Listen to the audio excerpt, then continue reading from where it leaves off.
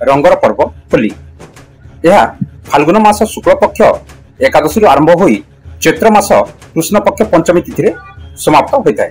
चैत्र मास कृष्ण पक्ष पंचमी तिथि को रंग पंचमी, कृष्ण पंचमी बा देव पंचमी कहा जाए। यही रंग पंचमी पर्व भगवान कृष्ण एवं राधा सहित जोड़ी हुई। जय जगन्नाथ। नमस्कार बंधुगण, आपण मानकु मोर यूट्यूब ओडिया चैनल ज्ञान गंगार आज नूतन अध्याय को स्वागत करुछि। एही दिन लोक माने राधा कृष्ण को अबीर बा फगु अर्पण करती एवं निज निज मध्य रंग खेलती। केते स्थान रे लोक माने पटुआर मध्य बाहर करती। पुराण अनुसार रंग पंचमी देवता मानकर होली बा रंग खेल। सेति पई लोक माने रंग पंचमी दिन आकाश को रंग फिंगती एवं निजर इष्ट देवता सुख समृद्धि आशीर्वाद भिक्षा करती। से माने फिंगिथिबा फगु जितेबाला पड़े ताहा वातावरण को शुद्ध करे एवं परिवेश नकारात्मक ऊर्जा को मध्य नष्ट करे, जहाँ फल सकारात्मक ऊर्जार संचार हुए एवं देवी देवता आशीर्वाद मिलता है। पौराणिक आख्यान जना जाए जे एही रंग पंचमी दिन भगवान श्रीकृष्ण राधा सहित प्रथम रंग खेली।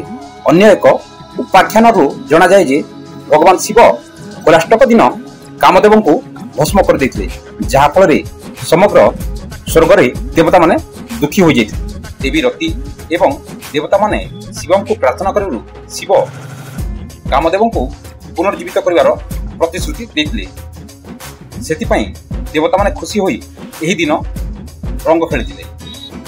से दिन ठारू यही रंग पंचमी पर्व पालित होई आसुछि। रंग पंचमी दिन लोक माने सुख समृद्धि कामना करी निजर इष्ट देवता को रंग लगंती।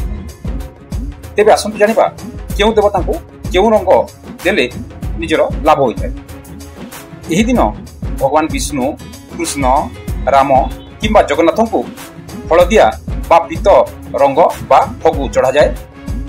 एपरि कले लोक मानकर मनोकामना पूर्ण होबार विश्वास रही।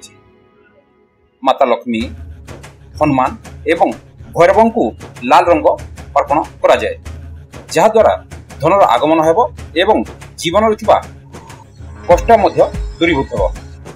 माता बगलामुखी को हलदिया एवं सूर्यदेव को लाल रंग अर्पण करा जाए, जहा द्वारा मनुष्यर शोक दूर होता है। सेहीपरि शनिदेवंकर नील रंग प्रिय होइतबारु तांकु नील रंगर अबीर बा फगु अर्पण करिवार विधि रही। आसंता काली मार्च 30 तारिख दिन समग्र भारत में रंग पंचमी पर्व पालित हेब। आपण मानक भिडियोटी किपर लागला निश्चय कमेंट्स करि जणांतु एवं एपरि भिडियो देखिबा पई सर्वदा आम सहित जोड़ी होई रहंतु। पुणी भेटाबो नवा भिडियो।